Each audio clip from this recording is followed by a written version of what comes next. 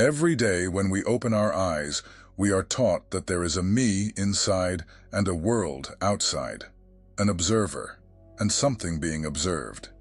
Duality, division, separation. But what if all of this is a grand illusion of the mind? What if the idea that there is an other is the most well-told lie in the history of consciousness?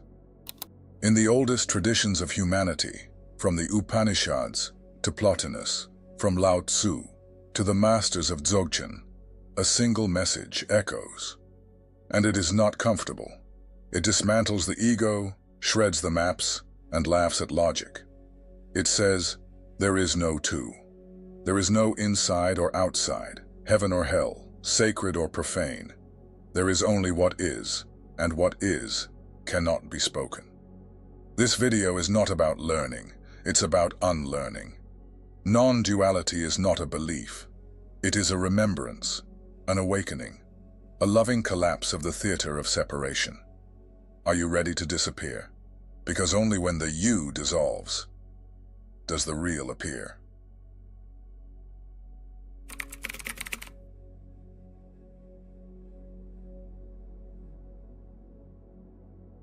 From the very first moment we open our eyes, we are conditioned to divide the world. Light and shadow, right and wrong, heaven and hell. Everything needs an opposite to exist, or so we've been told. But what seems natural is, in fact, a mental prison, an ancient trick that traps consciousness in the game of appearances. The ancients called this spell Maya, the cosmic illusion that makes us see separation where there is only unity. Maya is the artist that paints boundaries in the air. She makes you believe that the observer and the observed are distinct. But they are not. The eye that sees is made of the same substance as what is seen. The universe is not in front of you. It is in you, as you. Hermeticism has long whispered, as above, so below, as within, so without. This formula is not poetry, it's dynamite. It shatters binary logic and reveals that every pair of opposites is just the ends of the same stick. But who is holding the stick? Who created the poles? The mind. The mind is the factory of two-ness. It needs contrast to think. It needs difference to organize. It needs an other to uphold the I. And because of that, it is blind to the ultimate truth. You say, I am sad. But who is this I that owns the sadness? You say, I see a tree. But where does the I end and the tree begin? If we cut through all the words, all the ideas, all the judgments, what remains? Silence, presence, unity. The Advaita tradition is clear. Duality is a delusion. Brahman, the absolute, has no second. It cannot be compared, divided, named. It knows no opposition. That's why the Gnostics, when speaking of creation, spoke of a fall. Not the fall of man, but the fall of perception. Consciousness, by identifying with body, name, and story, forgets that it is the backdrop upon which everything happens. The I you think you are is just a reflection in a dusty mirror. Zen points to the same place. The masters say, when you understand, trees are trees again, rivers are rivers again. But before that, everything dissolves, because to see without duality is to see without separation, to stop being in the world and start being the world unfolding. This is the real prison, the habit of thinking in twos, two sides, two sexes, two truths, two paths. But being has no sides. It has no gender, color, country, or form.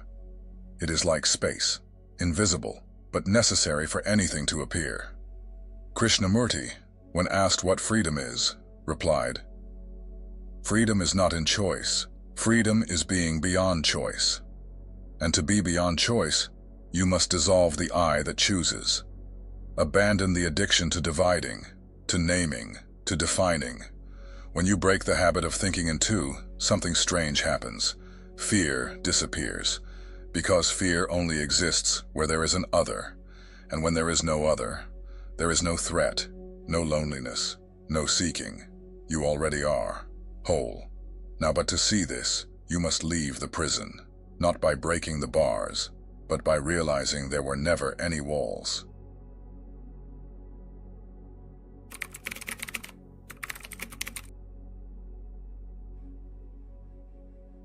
Before the word, there is breath. Before the thought, there is space. Before I am, there is only being. Formless, nameless, boundless. Every language is born from division. For a word to exist, there must be two, one who speaks and one who hears. But who said this separation is real? In the most ancient mystical traditions, from the Vedas to the silence of Egyptian hermits, silence is not the absence of sound. It is absolute presence, the stillness before the Big Bang, the unspoken that sustains all that can be said. In the Gospel of John, it is written, "In the beginning was the Word." But this word, the Logos, is not just a spoken sound. It is a primordial vibration, a pulse of consciousness echoing through the universe. And before that pulse manifests, there is the void, the interval, the dark womb of silence. Lao Tzu, with wisdom like wind through bamboo, declared, "The Tao that can be spoken is not the eternal Tao," because every word carries the poison of duality.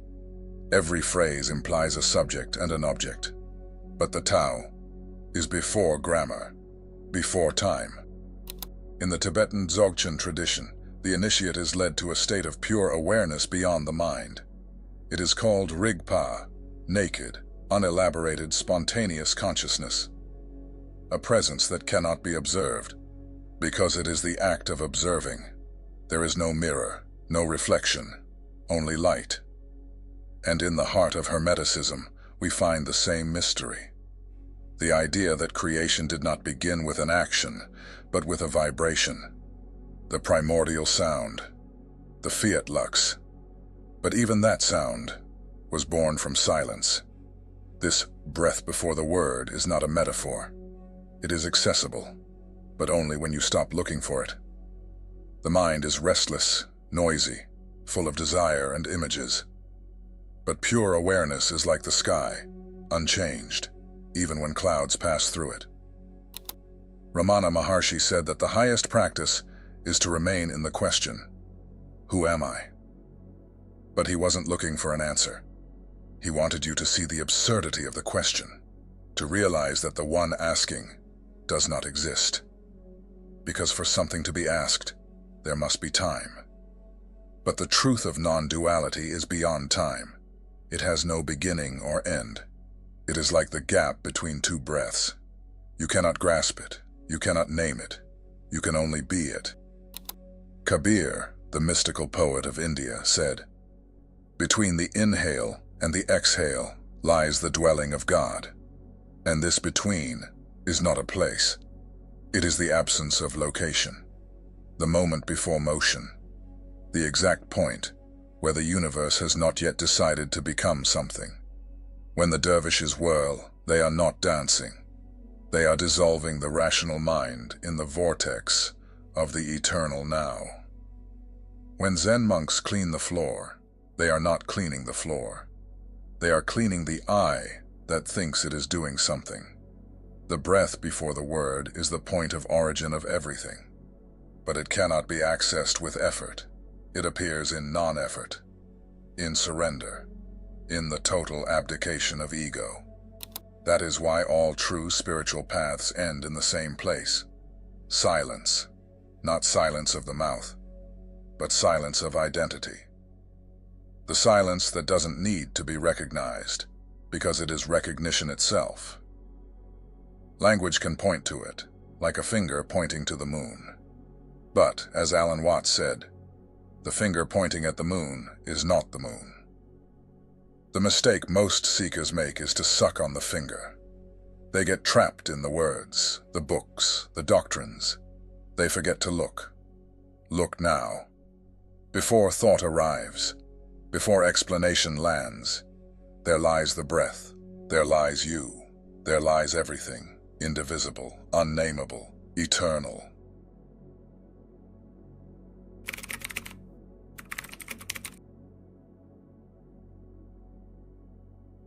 You wake up, look in the mirror and say, "This is me."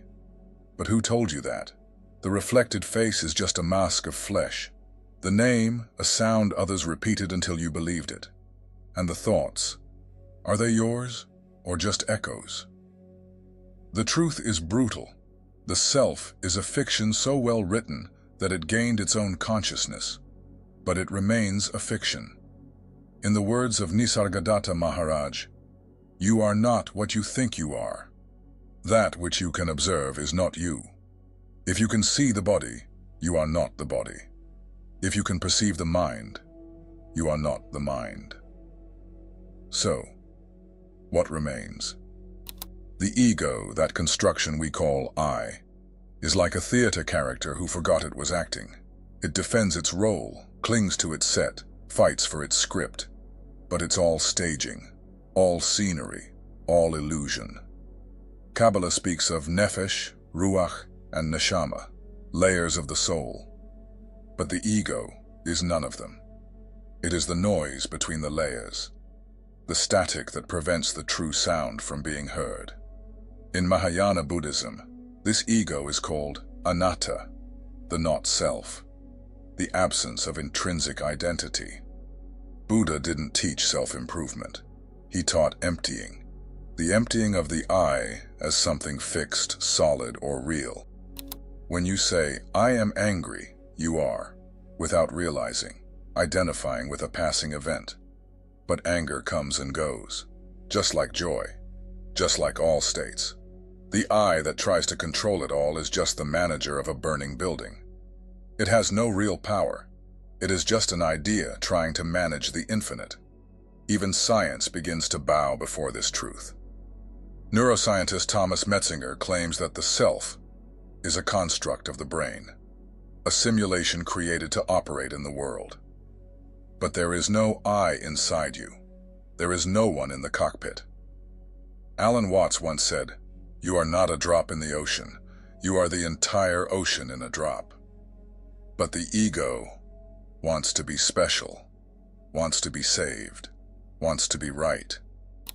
It wants a throne in heaven, when in fact, it's just smoke dancing in the light of ignorance. The fall of the self is not tragic. It is liberating. It's like waking from a dream where you were fighting monsters, only to discover they were all your own shadow.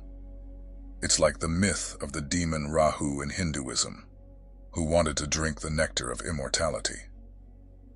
But after being decapitated by the gods, his head lived on, wandering the sky like an eclipse.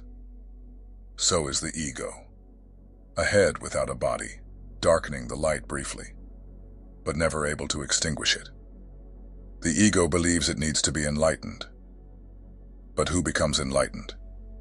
Not the ego, the end of the ego. Enlightenment is not a prize. It is a funeral. And yet it is the birth of true freedom. Because when the I dies, what remains is not emptiness, it is fullness, presence without a center, existence without limits. Krishnamurti said, "The observer is the observed. There is no one separate from what is being seen. Everything is happening in you, as you, and what you are cannot be reduced to a name, a story, or an identity. You are not a character. You are the screen on which all characters appear and disappear. You are the backdrop where the universe performs its dramas, and where silence has never been interrupted. Let the I fall. Let it crumble, without fear, without rush, without trying to rescue any of the debris, because on the other side of that fall, there is no ground. But there is peace, eternal, unshakable, immense."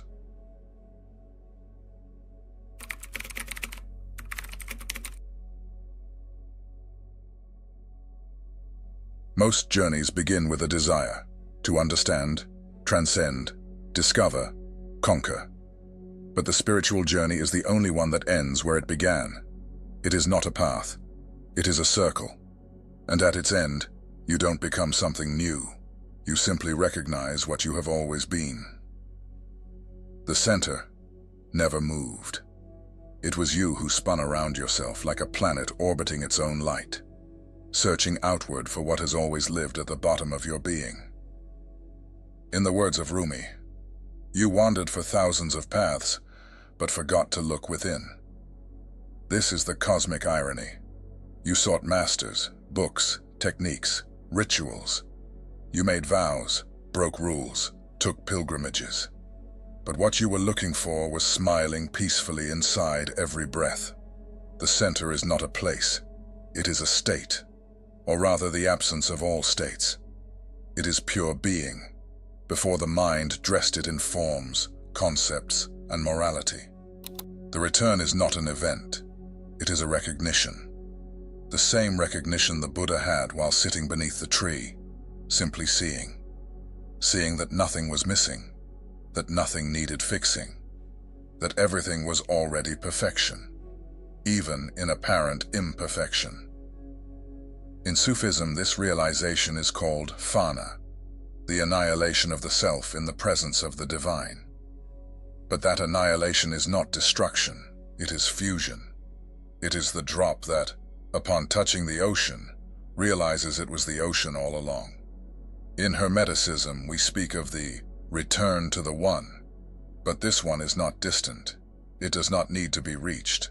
It is the very essence of what you are. And here, the final paradox reveals itself. You do not need to become enlightened. You already are the light. You do not need to find God. You are the space in which God manifests. As the Christian mystics said, the kingdom of God is within you, not as a metaphor, but as an ontological fact. The temple is the body, the altar is the heart, and the priest is silence. You can abandon all mantras, all doctrines, all certainties, and still you lose nothing, because everything that is true remains, and all that is illusion, may it burn. The center that never left is what sees behind your eyes. It is what feels without needing names. It is what is present before birth and after death. It does not move, but holds all movement. That's why the great masters smile when asked about truth, because there's nothing to say. Truth cannot be spoken, but it can be lived. Lived in the silence of a morning, in the absence of expectation, in the simplicity of being, without effort, without tension. True meditation doesn't begin with a technique. It begins with an ending. The end of trying to control. The end of trying to understand. The end of trying to be someone, because the someone disappears, and the all reveals itself. This is the return to the center, not a sacred site hidden in a mountain or a temple, but the center that pulses in every cell, the stillness between heartbeats, the eternal now, where you've always been. There are no more questions, no more answers, only this moment. And this moment is infinity contemplating itself. If you've made it this far, it's because something in you already knows, already senses, already remembers. This video was not a teaching, it was a reminder, a whisper amidst the noise. The universe is not outside, nor inside. It simply is, and you are it, now and always. If these words touched you, share this video, not to convince anyone, but to awaken those who are ready. And remember, the truth is not in what was said, it is in the space between the words. Silence. Thank you for watching.